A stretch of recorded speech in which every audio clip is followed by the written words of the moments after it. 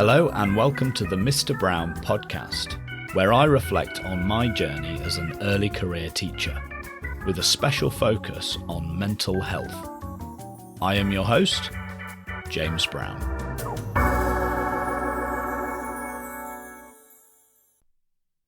Good morning.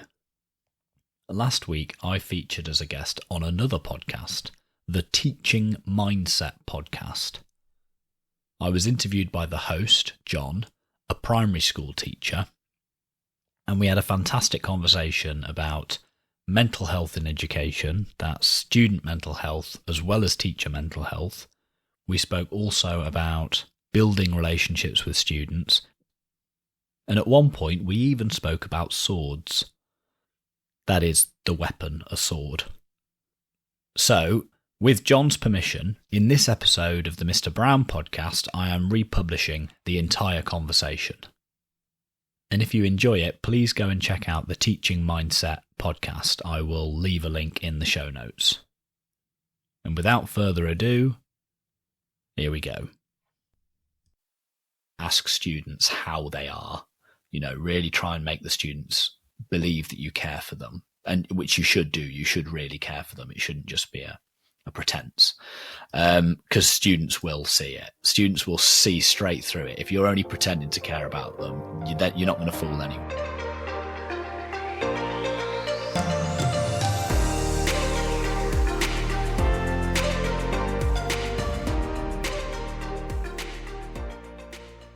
Hello everybody, welcome to the Teaching Mindset podcast. My name's John. Today we've got the pleasure of James Brown. Now, James Brown has two podcasts. He's got the My PGCE podcast and a newer podcast, the Mr. Brown podcast, which hopefully we'll be able to jump into today. But first of all, thank you for joining us today, James.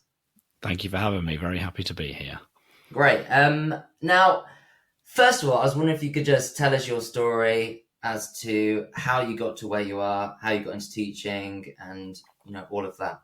Okay, grand. Yeah. So as for how I got into teaching, I spent a few years working in higher education at universities. So I was doing a PhD and teaching at the undergraduate level.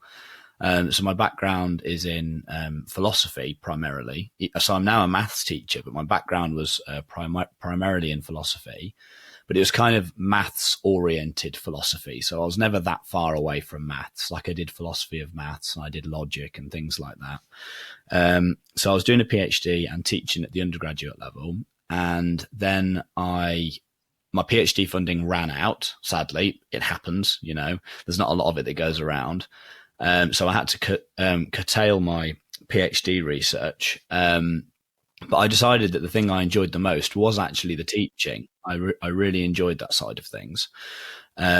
So I worked in a library for a couple of years and kind of tried to reckon with this decision about going into teaching, because I knew it could be tough, And the reason I reckoned with it for a while is because I did have and do have to some extent still like some mental health issues, and I knew that teaching could be tough. But I eventually decided to take the plunge and chose maths as my subject because, as I said, I also have a bit of a background in maths, and sadly they don't teach philosophy in English secondary schools. So I decided to take the plunge with my PGCE, and it certainly was stressful, but it was kind of stress with a purpose, and that makes dealing with stress far easier. And even though I was stressed, and I'm probably more stressed than I've ever been, my mental health has actually never been better. So this also fed into my decision to create a podcast. I had already created a podcast when I was doing postgraduate work in philosophy. I'd done a philosophy podcast, and that was really good fun. So I was familiar with the nuts and bolts of how to make a podcast.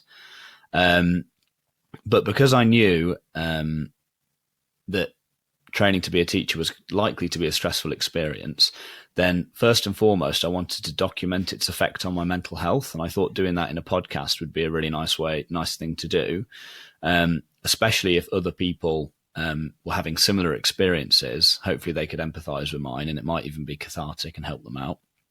So that was one reason. And the other reason was that a large part of the PGCE, the teacher training that I did, involved lots of reflection. You had to aim to become a reflective practitioner in teaching. It was all about reflecting on your experience. We had to write journal entries and reflective essays. And I do agree that that's a very important part of being a teacher.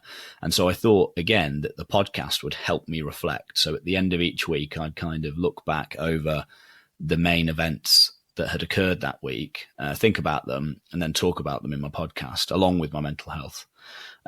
So yeah, that's a very brief overview of why I decided to get into teaching and why I decided to start a podcast. And I'm more than happy to dive into any of those things in a bit more detail if you like. Yeah, definitely. Well, actually, I was because I went back and I listened to your very first episode, and I remember you saying that likewise what you just said is that you came into teaching more for mental health, which is really quite funny because contrary to popular belief, anyone in teaching would be like going into teaching for like mental health, and it's like considered to be one of the most stressful jobs out there. Yeah. So I guess my question is that now, obviously, you've gone through, you've gone through more of your teaching journey now. You're now, if I'm correct, you're in your first year of VCT. That's correct. Yeah. Yeah. So would you say that kind of marries up with what you said initially at the start, or are you thinking actually it is really, and I know you've recently said that before, but I was wondering if you could just expand on that now. Yeah, definitely. So I guess that does sound a bit strange that I got into teaching to improve my mental health, and it has actually improved my mental health. And I think this is partly because I think life is inherently stressful. We all go through periods of life that are stressful. It doesn't matter what we do, whether we're a teacher or not a teacher, we will encounter stress in our lives. But what makes the difference in teaching is that the stress you encounter in teaching is stress with a purpose. I mean, as long as you really buy into the moral purpose of teaching, into the idea that you can make a positive difference in the world by teaching young people, then the stress you experience, you can kind of put it within that frame. It's not just aimless, meaningless stress. It's stress in pursuit of a very meaningful goal. And so for a long time before starting my teacher training, I thought that the key to mental health was just to minimize stress. If I could get my stress as low as possible, because it was anxiety that I suffered with predominantly to begin with, but then that also led to some depression problems. And I kind of associated anxiety with high stress. And I thought if I could minimize my stress, then I'd feel better. And I probably did get my stress levels down pretty low, but I also had no sense of purpose. So what residual stress I still felt, I couldn't fit it into any sort of narrative. And so I'd say that probably led to some of my depression problems. But now, even though I'm feeling more stress than ever, like I said, it's stress with a real sense of purpose. And for that reason, it hasn't led to any anxiety problems, and it hasn't led to any problems with depression. In fact, I'd say I haven't been this far away from depression since I was probably a child. So I'd say, yeah, contrary to popular belief, becoming a teacher has been really good for my mental health. Now, that's not to say that like in 10 years down the line, I won't become one of these jaded, cynical teachers who hates the world. I'm sure that could still happen, but hopefully it won't. And all I can say is that so far it's been really good and very positive for me, definitely. Yeah, stress with a purpose. Yeah, I thought that was really powerful. That's the key. Yeah, I think it really is because. Like you say, it's the idea that when you're working in school, yes, it's really stressful, but there's such a big sense of purpose. And I guess there's two ways you can look at it, isn't there? There's stress where, why am I doing this? And, it's all going wrong. But then there's the other way, like you're looking at it. that you've been given such a brilliant opportunity to do something well, to, as you say, have an impact. And I think that's a really important mind shift. Definitely. And I was just going to say, I was going to try and zoom in on that idea of a shift of mindset, because that's so important when it comes to mental health as well. You could kind of dwell on how stressed you're feeling in the moment and perhaps start worrying about that. And I'll tell you now, if you start stressing about stress, that's a one-way path to an anxiety problem. Or you, within a profession like teaching, you can instead frame it in terms of gratitude. Like you said, you could be happy that you've got this opportunity to make a difference in the world, make a difference in young people's lives. And that's what makes the real difference, I'd say. Yeah. Yeah, I agree there. Now, I was interested as well that, do you think that, obviously, you working in school now, at your secondary school, and you're doing maths. Yeah. So what age range is it that you teach? So I teach 11 to 16-year-olds. So year 7 to year 11 at the moment. So you're teaching, well, children at a stage where potentially some of their mental health problems could be, at their peaks at that point. Trying to find themselves, find out what they want to do with their lives. Yeah. Do you think then that you coming into teaching with the intention of mental health, do you think that's helped you to better empathize with those children who are struggling with mental health? Yeah, I'd say so. I think generally speaking, having a brush with mental health problems, and indeed just facing any sort of adversity, whatever it might be, does, well, certainly in my case, it made me a more compassionate person, maybe a more empathetic person. A quote that I really like, I think it's Dostoevsky, but I can't remember where. He said that it's only through hardship that we develop broad minds and deep hearts. And that's been true in my experience, because I'd say that the James pre-mental health problems was a completely different person. And I wouldn't say as nice a person, actually, as the James post-mental health problems. So I've definitely been on my own little journey there. And I think the same would be true for lots of people. So I would agree. I'd say that my experience with mental health is definitely puts me in a better position to empathize with teenagers who may be suffering with their own mental health problems.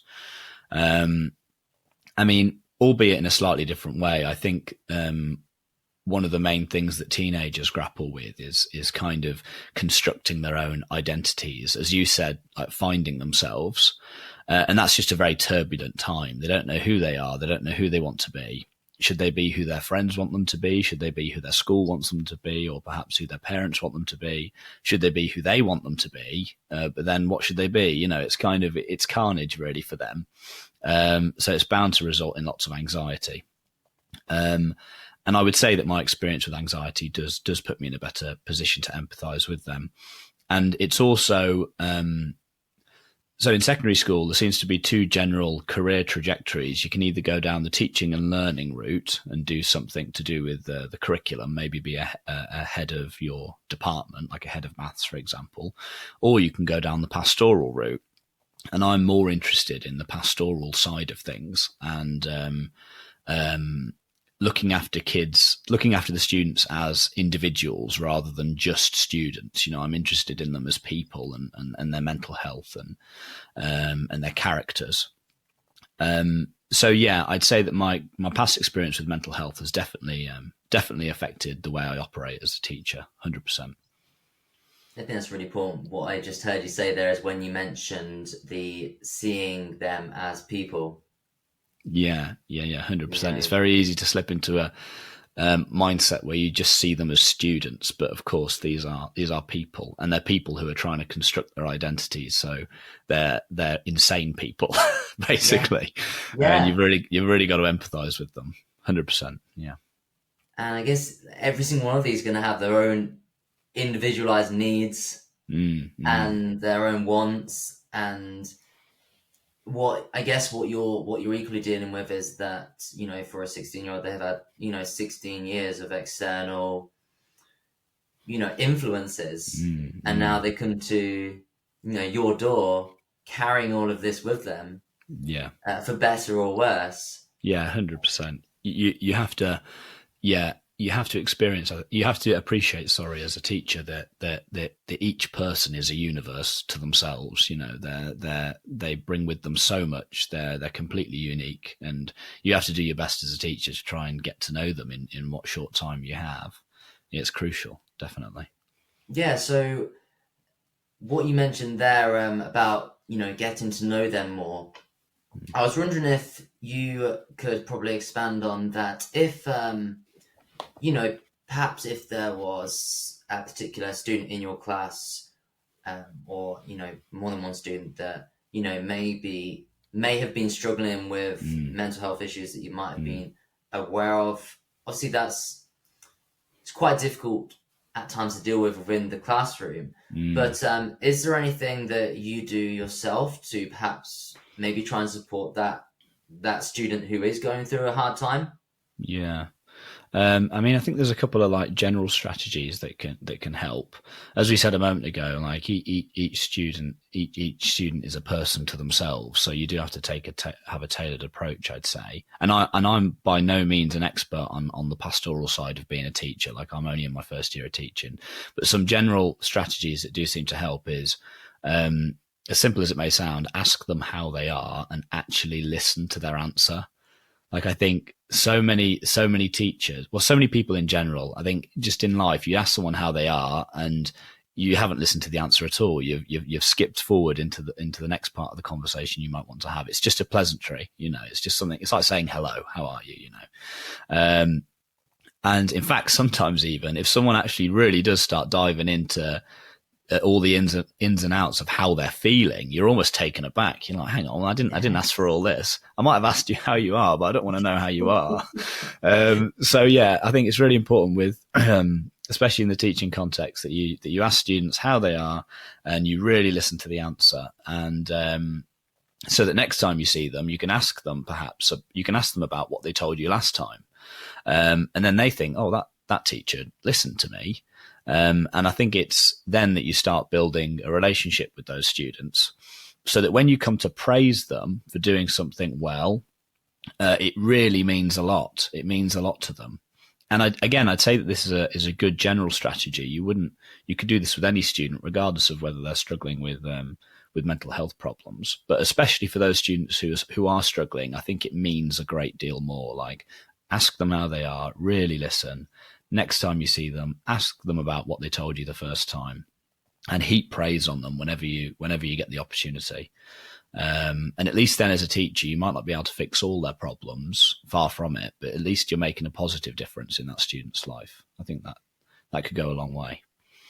Yeah, I think it's like what you said, is listening to them or asking how they are, but actually listening to it. Yeah, you got to listen hard. And I find that quite interesting for myself, because I work in year 4, so very different age range, 8 to 9 year olds.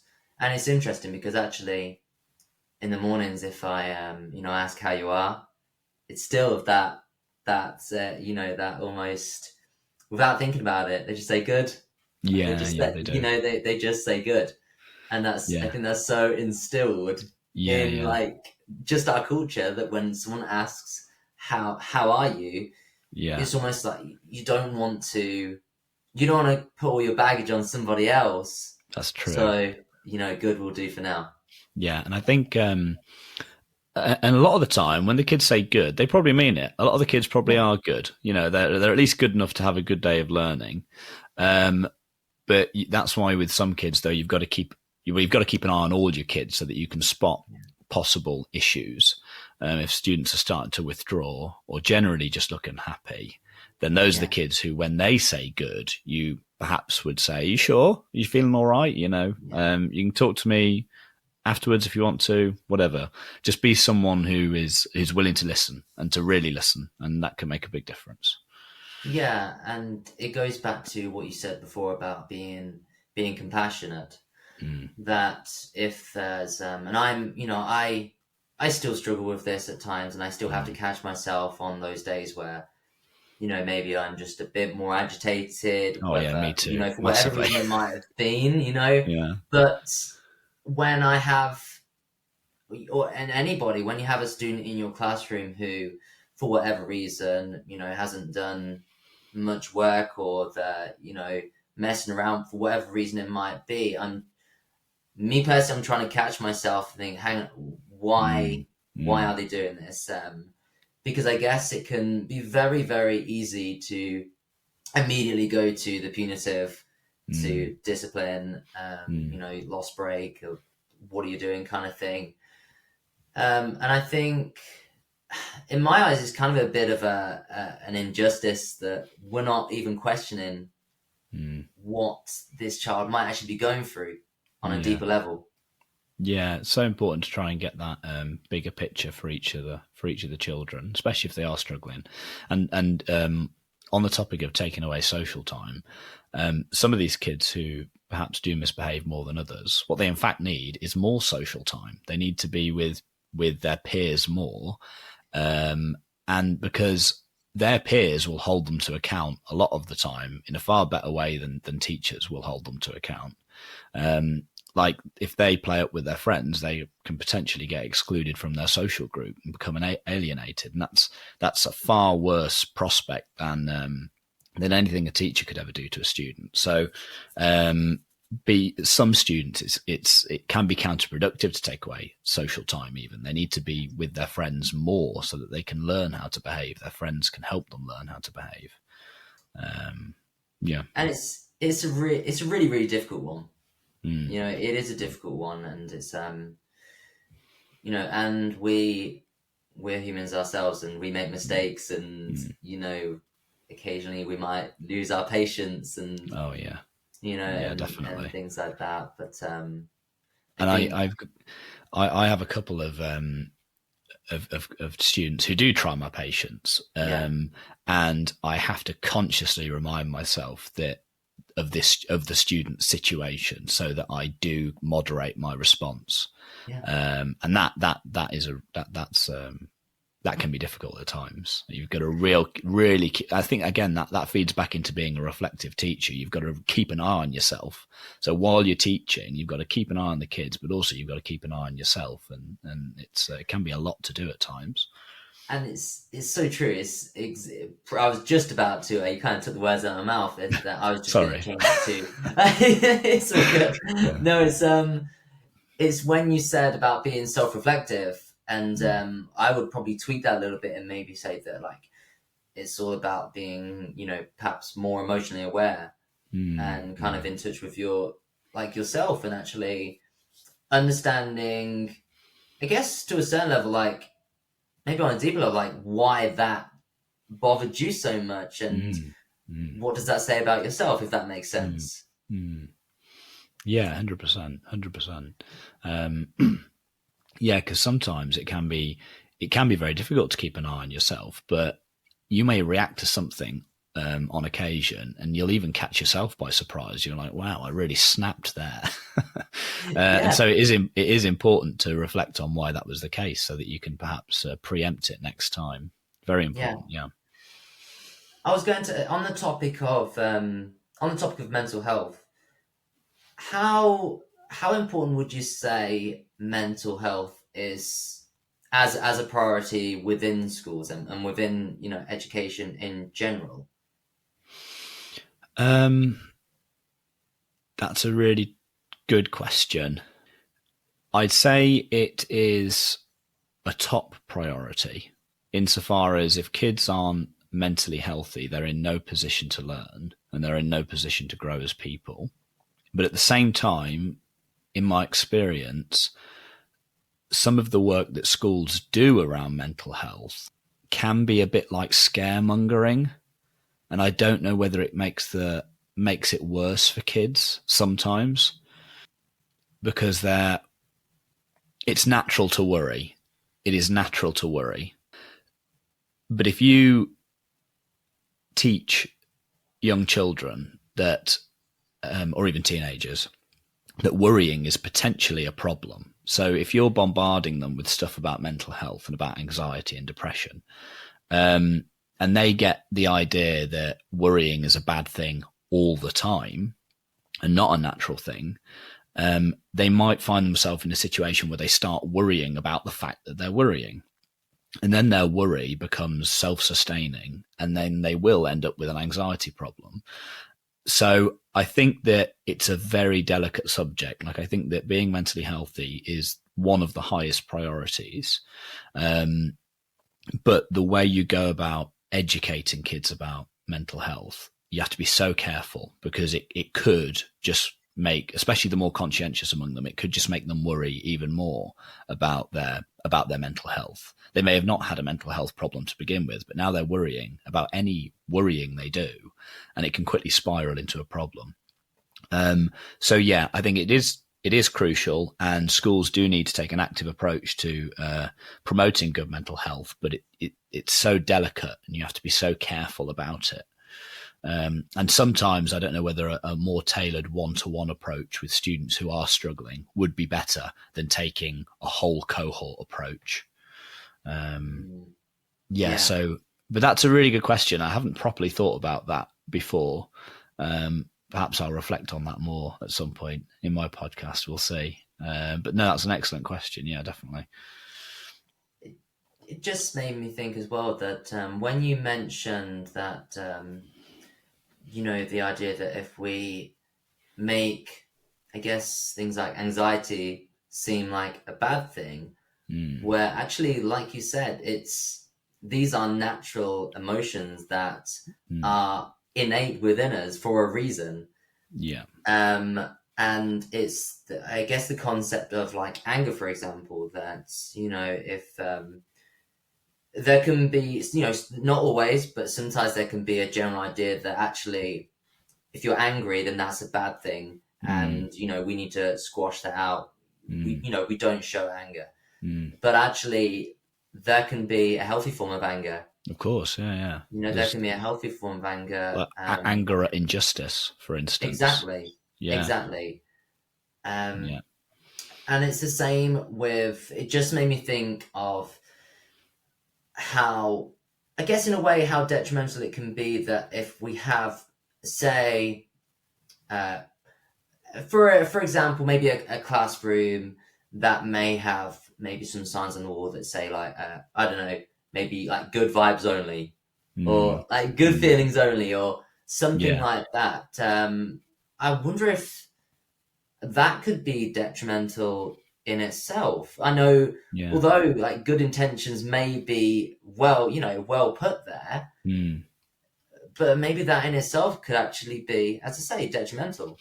Yeah, because it does kind of stigmatize those negative emotions that are inevitable. Yeah, and kids will end up worrying if they ever feel anger or worry, and that is potentially an issue. And on the topic of mental health, there's a really good podcast called The Happiness Lab with Dr. Laurie Santos, and have you listened to it? I have, yes. Yeah, I'd recommend it to anyone. And there's one of the earlier episodes.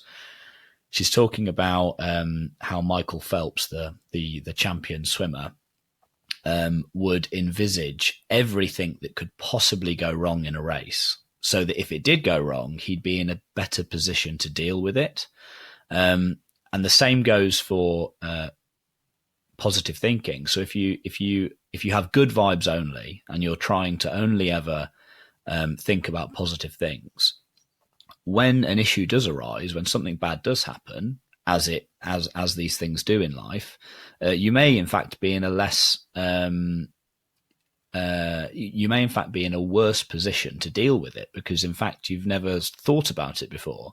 Like, thinking about negative things can serve a great purpose, because you kind of simulate them in your mind, and so if they happen in reality, you can then deal with them a little bit better.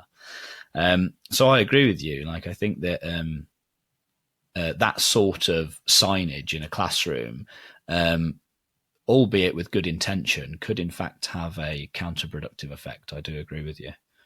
I think it's this whole idea that actually, if we are, say, for example, angry, and I think it's very important to be able to express that anger. And if you're in an environment where, yes, like the positivity is encouraged, I say it could work the opposite way, that someone's like, I'm angry, but I know that I can't show this. Yeah. And I think that just builds up. Yeah. And that just builds up. And it's the same with, back to the idea of mental health. If there's any form of underlying depression or any anxiety or anything like that we can't express, is that can be quite unhealthy. Yeah, it becomes a real problem. I think one of the first real problems for people who are suffering with mental health issues is they don't know they're suffering with mental health issues, because they don't really have the labels for it. They can't think, oh, that experience there is one of anxiety, that experience there is one of depression, or that one's anger, whatever it might be. And you only acquire those labels and that understanding by talking about it openly. You have to talk to more experienced people about these things. It's crucial. Yeah. So we've spoken, obviously, that the importance of mental health in schools, and I agree that I do think it's incredibly important. Because, like you said, if someone's, if someone's perhaps dysregulated for whatever reason, they're not going to be able to learn. They're not going to be able to learn. I guess my next question would be then that in your experience so far, and this might be a hard question to ask, but as a whole, would you say that schools are doing enough in terms of mental health? Maybe you can speak from like your own experiences. Do you I guess the education system as a whole, do you think we're doing a good job at working on mental health, if that makes sense? Yeah, so I think I'd go back to what I said earlier, that I think schools appreciate that it's a top priority. So that's the first thing. That's the first most important thing. Schools now do appreciate that it's crucial. So that's a massive step in the right direction. But the way that it's approached is sometimes a little heavy-handed. And in my experience, in my very limited experience, I should caveat that with, it can be a little heavy-handed sometimes, in that it may make kids who are just experiencing natural levels of worry or anxiety, it may make them start worrying about that anxiety, which only adds to the overall level of negative emotion that they're experiencing, and can lead to a mental health problem. So it can be a little heavy-handed in that regard. And so I feel that sometimes maybe taking a more tailored approach, as I said earlier, targeting people who are explicitly suffering with mental health problems, for specific interventions, that may be a better approach than targeting whole cohorts. But yeah, that I'd say that's how I feel about it in my experience so far. But my experience is limited, so I'll be interested to see how my view develops with a few more years in the job. Yeah. Do you find it hard as, say, for example, a maths teacher? I imagine maybe that I don't know. In secondary schools, do you teach like a PSHE or anything like that? Yeah. We do, yeah. So we have RSHE in my particular school, which is relationships, sex and health education, which includes mental health education. And we cover those topics during tutor period. We have a 15-minute tutor period at the start of each day. And 2 of those tutor periods are devoted to RSHE. And I do have some other general reservations about this, because I feel that the topics covered in RSHE or PSHE, as it might be, they are arguably the most important topics that we cover in school, insofar as determining the health and happiness of our students after they leave school. They need to know how to conduct themselves in relationships, friendships or sexual relationships, romantic relationships, whatever it is. They need to learn how to be healthy mentally and physically. And these things will have a far greater impact on their overall well-being in life than what career they end up having, or how many GCSEs they get, or how many A levels they get. So I think that it's crucial, and yet a relatively small amount of time is devoted to those topics. And also, those topics are taught, in my experience, by teachers who are non-experts. They're not RSHE experts through no fault of their own. Yeah. They've trained to teach maths, for instance, like in my case. Yeah. Yet for 2 mornings a week, I'm talking about RSHE. And that strikes me as a bit odd, because you wouldn't expect a maths teacher to go and talk about geography, or a geography teacher to go and talk about music. And yet we're all expected to talk about these incredibly important topics in a very small amount of time. So yeah, I think that's another reservation I do have. I'm not sure how you fix that problem, but it does strike me as a bit of an issue. So cramming all those important topics into such a small amount of time, and expecting a non-expert to do so, it's tricky. I don't know whether it would be better to maybe devote whole lessons to these topics, and maybe if each school or if each trust had an RSHE expert that would deliver those topics, maybe that would be better. I don't know. Potentially. Yeah, I didn't actually think of it like that. I mean, there is this whole notion that every teacher should, perhaps be able to teach, as you say, RSHE and those kinds of subjects. But I didn't think of it in the sense that actually some people might find that quite difficult to teach, and there's such an important subject. I know when I did my degree a few years ago, I remember that even then that there was so many studies pointing to the fact that job employees these days and in the future are ever more looking towards the soft skills, those emotional skills, teamwork, empathy, or all of these kinds of skills above academics. Yet there's such a, as I say, it's so out of proportion.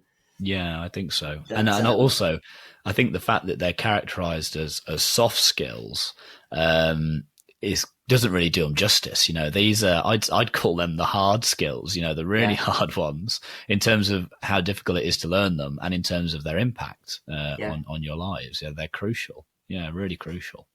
We are forever learning and improving on those, and we're all flawed. We're all flawed humans in the end. Yeah, exactly. And some EC. I mean, I'm a bit older because I've been on a bit of a journey before coming to teaching. But a lot of first year teachers, they might only be like 22 years old, and to expect them to discuss. There may be an example of a teacher who's 22 years old, and through no fault of their own, they've never had a positive relationship in their life. I mean, this does happen, sadly. Yes, it does. And then putting them in a position where they have to educate children about how to have a really good relationship. I think it's unfair on them, and it can be unfair on the students as well. So yeah, I think having experts teach that subject, that's almost a no-brainer to me. Like people who are specifically trained in that subject, that would be great, I think. Yeah, it takes the pressure off the teachers as well. The amount of teachers I know who complain about especially maths teachers, because they all seem to be. I was about to say they all seem to be quite detached, but that would be unfair. But maths teachers in particular do seem to complain bitterly about having to teach RSHE, and so it would take the pressure off them. But I think their complaints are justified, because they appreciate, as do many teachers, it is a crucial subject, and it should be treated as such. Yeah, and I think as well that actually it should be. I'm guessing you came to maths as well because you enjoy teaching maths and you find it interesting, but not everybody is going to be. Actually, not everybody's actually going to be comfortable with Mm. talking about some of these Mm. subjects, and Mm. may feel a little bit out of their depth, even if they've got some sort of, maybe a lesson plan to follow. Yeah. I know in primary schools, we will often have like schemes to follow. Mm. Mm. But I think even then that it's, yeah, they're kind of trying to think of the word, like touchy subjects Mm. that you want to like tread lightly on. Mm. Yeah, because if you get it wrong, it could have Exactly. quite Yeah, severe exactly. consequences. Like if I teach a method in maths wrong, that'll have far less impact on a student's life than if I teach them how to be in a relationship wrong. Yeah. That could have a real negative impact. Yeah, it's so true. It's so true. Now I'm just going to move slightly away from the mental health side of things. Now we've spoken about your podcast. We've spoken about the views of mental health as a whole. Now coming towards the end of the podcast, there's just some questions, just veering away a little bit. The idea that some of these questions might help somebody who may potentially be looking to join teaching. And I guess my first question, this is more a direct one to you, is did you ever have a favorite teacher in school? And adding on to that, and if you didn't, is there one you feel you might have needed? Oh, that's interesting. I mean, I did have a favorite teacher in school. Like whenever I'm asked that question, Mr. Noble, my history teacher, springs immediately to mind. He brought the subject of history to life, and I love history to this day, especially ancient history, and that's all thanks to Mr. Noble. He was absolutely fantastic, and it was his passion for the subject, I'd say. It was contagious. Like I loved going to his lessons. There was one occasion where I got in some trouble and I was called to Mr. Noble's office along with another student. And I say one occasion, that's an underestimate. I got into trouble quite a lot at school. And I was quite used to being told off and just shouted at. And I thought, oh, here we go. But this one's going to be particularly painful because Mr. Noble's my favourite teacher, and having him shout at me that's going to be hard, and I don't want this to affect history. I love history, and I was a bit worried about going and having to see Mr. Noble. Yet he dealt with it in the most even-handed, cool-headed way, and I felt like he really treated us as adults, and because of this respect and admiration I had for Mr. Noble, and generally just because of the positive relationship I had with him as a teacher, it really stuck. Like I wanted to please Mr. Noble, for that reason, I just think he was a fantastic teacher. I mean, first and foremost, it was the way he brought history alive. But I do remember that one occasion where he dealt with that issue. I'd had like an argument with a student at a bus stop or something, and we'd had to go and discuss that, and he just dealt with it in such a great way. So definitely Mr. Noble above all other teachers, he jumps out for me. Isn't it interesting that one occasion seems to stick in your mind? Yeah, it is strange. I mean, there was I don't know whether it's because there was one other occasion, and this just seems it just seems so bizarre now that I almost feel like it was a dream, but it wasn't. Mr. Noble, so my mum is interested in history as well, and she likes collecting replica swords, like replica historical swords and like daggers and things like this. So I grew up in a house that had weaponry on the walls. And I remember we were doing the Romans, and Mr. Noble was talking about the gladius, which is the Roman legionnaire's sword, well, a Roman soldier's sword in general. And I said to Mr. Noble at the end of the lesson, I was like, oh, we've got a gladius on the wall at home. And he was like, oh, great, can you bring it in? And I brought in a sword to school in my backpack. And like when you think today about like knife crime and how kids could be expelled for bringing in anything that even looks like a blade. And I brought in a 3-foot sword to school, like an actual sword made of metal with edges that you could have lopped someone's limb off with. And I carried it around all day, and like history was period 5. And I took it into him, and yeah, he was delighted to see it, and he unsheathed it and was walking around the classroom talking about this sword. And so, yeah, it just seems like such a bizarre experience, but that probably that experience as well makes Mr. Noble stick out in my mind. And no one seemed to have a problem with it. No one seemed to have a problem that I was walking around school with a sword. It was absolutely bizarre. So there you go. Maybe they couldn't believe their eyes either. Maybe they thought they were dreaming as well. So I guess from that, it would be a teacher who's passionate. Yeah. And equally seems to have a bit of understanding to you as well. And just, I guess, the way he dealt with you. Yeah, definitely. Incredibly passionate about his subject and treated me like an adult when I was in trouble. And so for that reason, he really stuck out for me as my favourite teacher. Treating you like an adult. Which is exactly what we said earlier about just treating someone like they're human. Yeah, exactly. Yeah. The next question then, what would you say is the worst teaching advice you've ever been given? So you sent me some of these questions beforehand, and I had a look at them.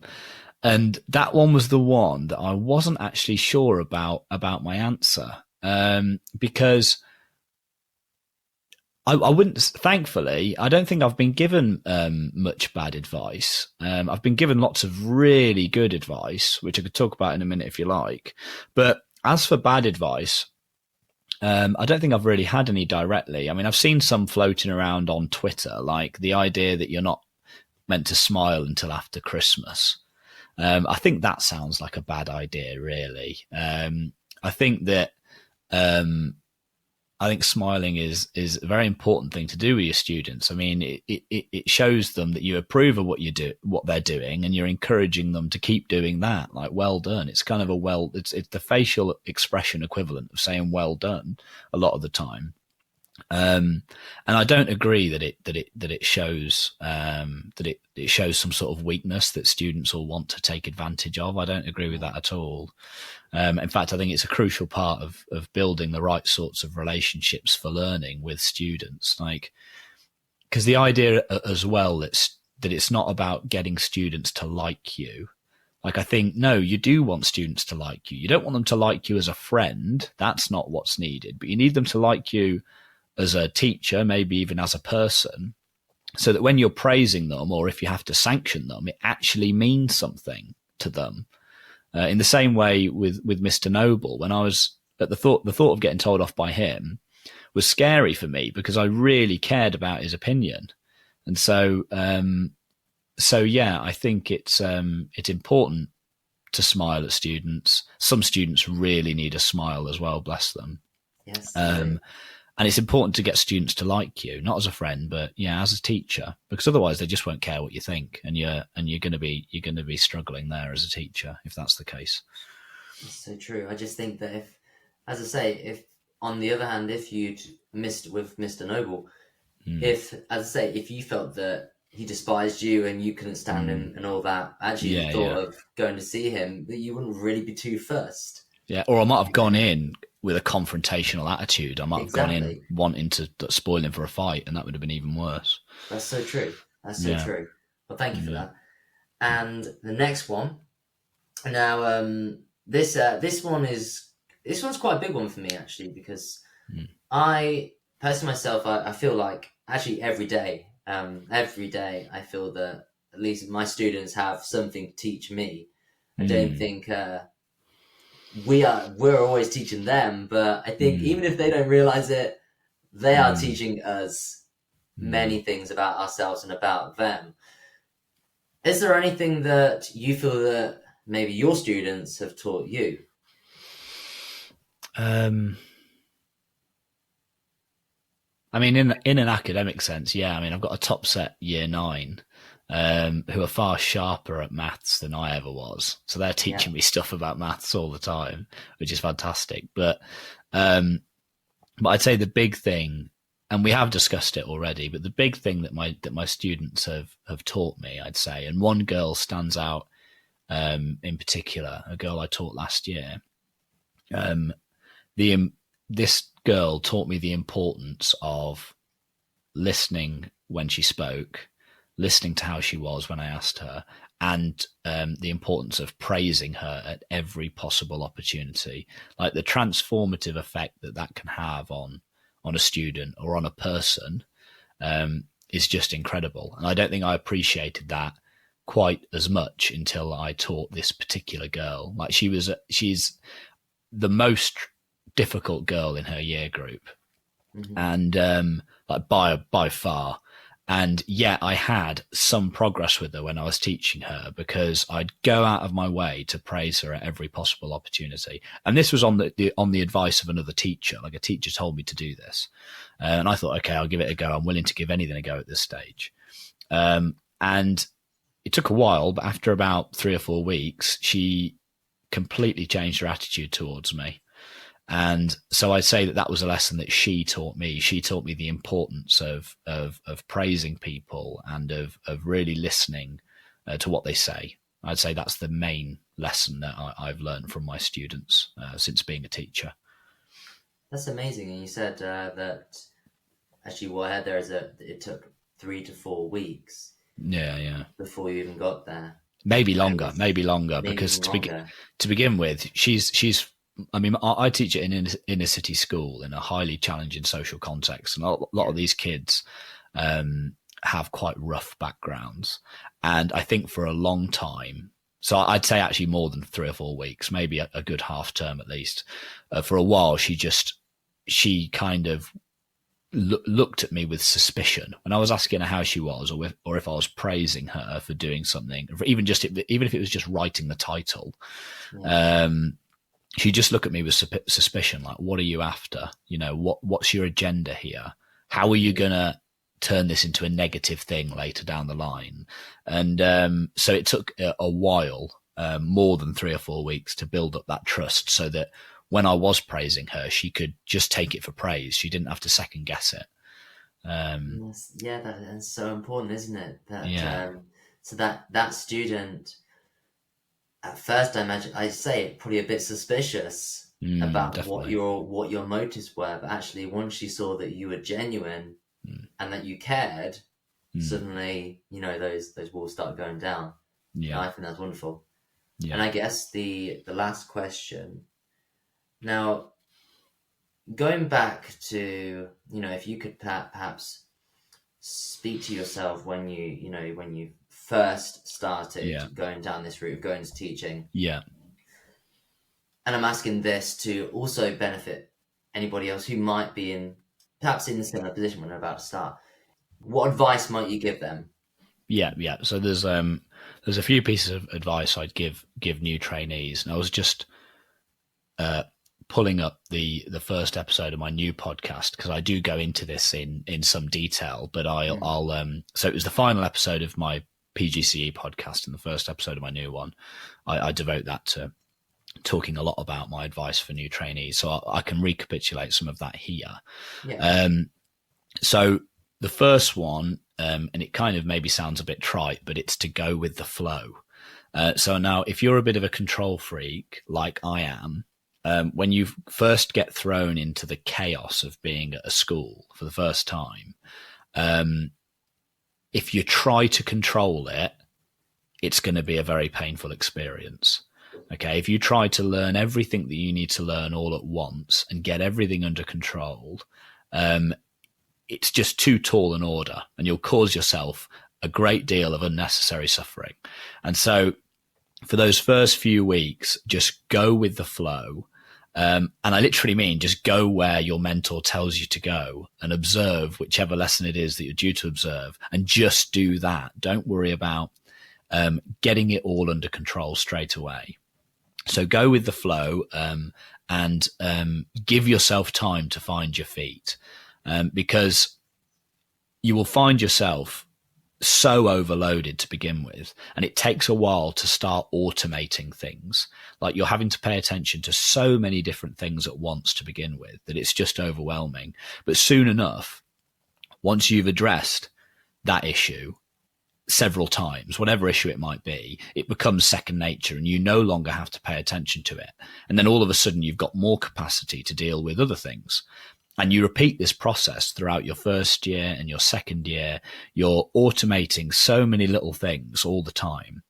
And you're freeing up more and more capacity to focus on what really matters when it comes to teaching. So you have to give yourself time to do that. So go with the flow. That would be one piece of advice. And I said a moment ago that you want to free up capacity. Well, the importance of going with the flow to begin with. No, hang on. Right. Let me just backtrack a second. So I gave one piece of advice. The second piece of advice is to really focus on what matters. And my mentor gave me some great advice here. He said that the two most important things when it comes to being a teacher is good explanations and making sure the kids feel cared for. If you can do those two things as a teacher, then that's a winning formula. And everything else, it's not that everything else is unimportant, but it's that everything else should be designed towards those two goals.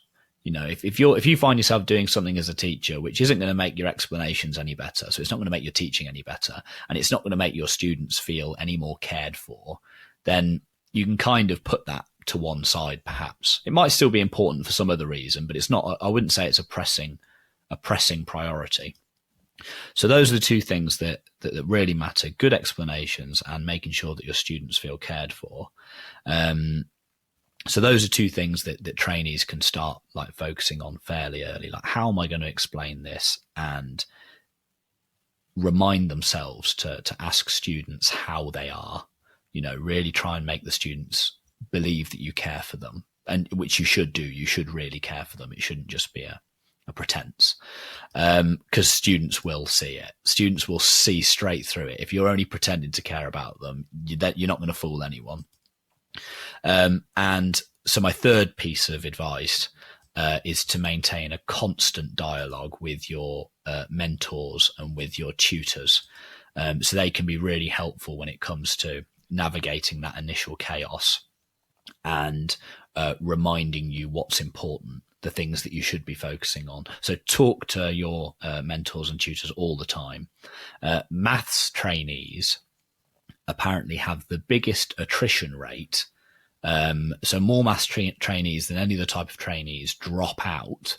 And I'm sure this is for various reasons, but one reason that's been suggested is that they don't ask for help as often as other trainees. There's something about doing maths at university that's quite individual. So it's so important to ask for help, and to just maintain an open, constant dialogue with your mentors and your tutors. So those would be my three main pieces of advice for new trainees. And I do go into those in a bit more detail in that episode if they're interested, if your listeners are interested to hear more. Well, brilliant. Well, I can leave a link to that in the show notes below. Grand. Direct straight to that. Yeah, wonderful. But I guess before we fully end the episode, where can people find you?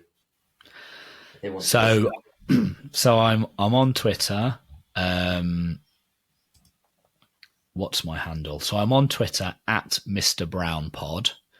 That's my current Twitter account, and it will be my Twitter account from now on as a teacher. I do have a separate Twitter account that I used as a PGCE student call, and that handle is at my PGCE pod.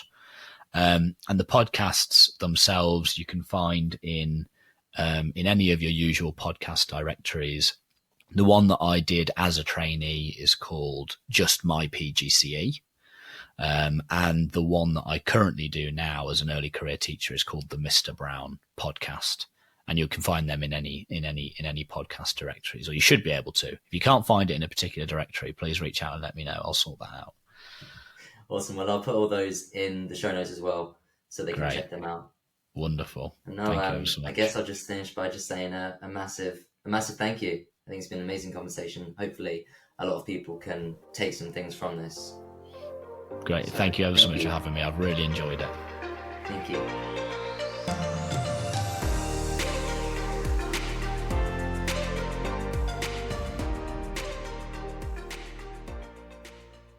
If you enjoyed this episode, please spread the word in person and on social media. You can follow me on Twitter at Mr. Brown Pod or email mrbrownpod@gmail.com. Please subscribe, rate and review in your directory of choice.